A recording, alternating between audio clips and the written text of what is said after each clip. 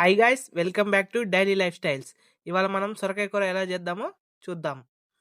ఫస్ట్గా స్టవ్ వెలిగించుకొని ప్యాన్ పెట్టి ఆయిల్ వేసుకోవాలి. తర్వాత జీలకర్ర, కొన్ని తాలింపు గింజలు వేసుకొని అవి ఫ్రై అయ్యేదాకా ఉండాలి. తర్వాత కొన్ని మెంతులు వేసుకోవాలి గైస్ టేస్ట్ కోసం. తర్వాత కరివేపాకు వేసుకొని తర్వాత ఆనియన్స్ వేసుకోవాలి. ఇవన్నీ ఫ్రై అయ్యేదాకా కొద్దిసేపు కలుపుకోవాలి.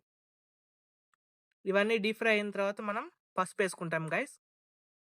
తర్వాత టేస్ట్ కోసం అల్లం పేస్ట్. తర్వాత ఇవన్నీ ఫ్రై అయిన తర్వాత మనం సొరకాయ ముక్కలు వేసుకుంటాం. తర్వాత సాల్ట్ వేసుకుంటాం. తర్వాత ముక్కలన్నీ దగ్గరికి అయ్యేటట్టు కలుపుకోవాలి.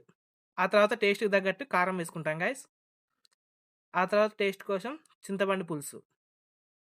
నెక్స్ట్ వచ్చేసి వీటన్నిటిని మనం కుక్ చేసుకుంటాం. దీంతో మనకి సొరకాయ పులుసు రెడీ.